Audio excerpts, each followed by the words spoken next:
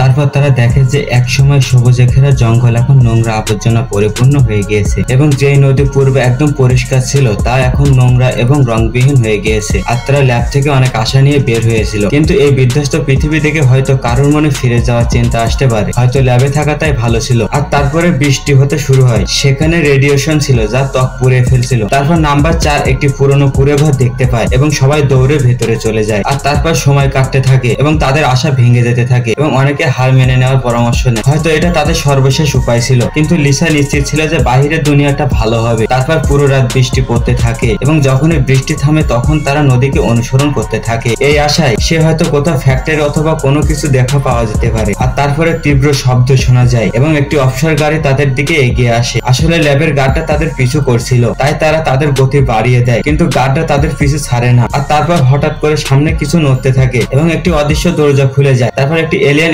Spaceship তাদের উপরে চলে আসে। বন্ধুরা, ভিডিওটি ভালো লাগলে লাইক দিয়ে চ্যানেলটি সাবস্ক্রাইব করুন।